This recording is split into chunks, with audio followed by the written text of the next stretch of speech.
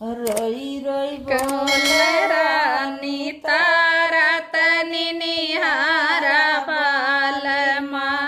रोई रोई बोले रानी तारा तनी निहारा बालीमा। छूट गई अयोध्या नगरी, छूट गई तम प्यारा। छूट गई अयोध्या नगरी, छूटे प्रीतम प्यारा। छूटे रोहित लाल दुलारा, नैया डूबल मांझे धारा तनी निहारा बालीमा। नैया डूबल मांझे धारा तनी निहारा बालीमा।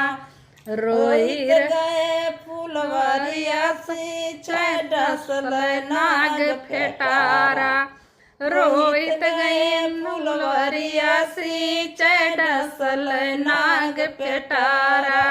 वहाँ पर पड़े है रोहित लाल दुलारा तनी निहारा बालीमा। रोई रोई बोल रानी तारा तनी निहारा बालीमा। रोई रोई बोल रानी तारा तनी निहारा बालीमा। खाट उठा मर घाट पर गईले, सुन लो प्राण आधारा। खाट उठा घाट पर गईले, सुन लो प्राण आधारा। देखो रोहित लाल दुलारा तनी निहारा बालीमा। देखो रोहित लाल दुलारा तनी निहारा बालीमा। रोई रोई बोल रानी तारा तनी निहारा बालीमा। रोई रोई बोल रानी तारा तनी निहारा बालीमा। हाथ जोड़ हरिचंद्र बोले, सुन लो प्रीतम प्यारा। हाथ जोड़े हरिचंद्र बोले, सुन लो प्रीतम प्यारी। यहाँ पर दे दचर हमारी तनी निहार बालीमा। यहाँ पे दे दकर हमारा तनी निहार बालीमा। रोई रोई बोल रानी तारा तनी निहारा बालीमा। रोई रोई बोल रानी तारा तनी निहारा बालीमा। आचर फारी मैं कफन बनायो, ओढ़े लाल तुम्हारा। आचर फारी मैं कफन बनाऊं, ओढ़े लाल तुम्हारा। यादी चीर मैं भी प्यारी, दो बदनिया सारी। कैसे देऊं करी तुम्हारी तनी निहारी बालीमा। कैसे देऊं कर तुम्हारा तनी निहारा बालीमा। रोई रोई बोल रानी तारा तनी निहारा बालीमा। रोई रोई बोल रानी तारा तनी निहारा बालीमा। हाथ जोड़ हरिचंद्र बोले, सुन लो प्रीतम प्यारी। रजी बोले, सुन लो प्रीतम प्यारी।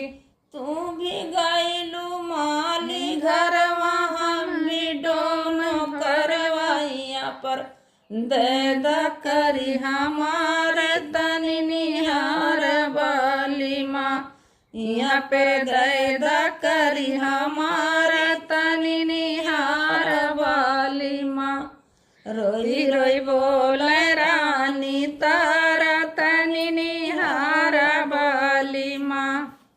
रोई रोई बोल रानी तारा तनी निहारा बालीमा। इत्र से भगवान आए, अपना हाथ पसारे। चित्र से भगवान आए अपना हाथ पसारा। सुन लो हरिश्चंद्र भगत भगवती जी गरोहित लाल तुलारा तनि निहारा वाली माँ। जी गरोहित लाल तुम्हारा तनि निहारा वाली माँ। रोई रोई बोल रानी तारा तनि निहारा वाली माँ। तुहर सत पर ही ललती नौ लोकवा तनि निहारा वाली माँ। तुहर सत्य पे ही ललती नौ लोकवा तनि निहारा वाली माँ। ब्रह्मा हिल गए विष्णु हिल गए शंकर दानी। ब्रह्मा हिल गए विष्णु हिल गए शंकर दानी।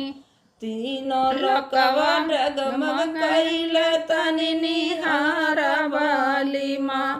दीना हो गईल सुधारा तनि निहारा वाली माँ। दीनमा हो गईल सुधारा तनि निहारा वाली माँ। ये गीत आप लोग कैसा लगा? ये गीत आप लोग कैसा लगा कमेंट में ज़रूर बताइएगा। एक मौसी आई रिश्तेदार की, मतलब वही गा रही है गीत। बहुत बड़ी गीत है और ऐसा गीत आप लोग हमारे समझ से यूट्यूब पर अभी पहली बार सुनेंगे, आप लोग सुने भी नहीं होंगे।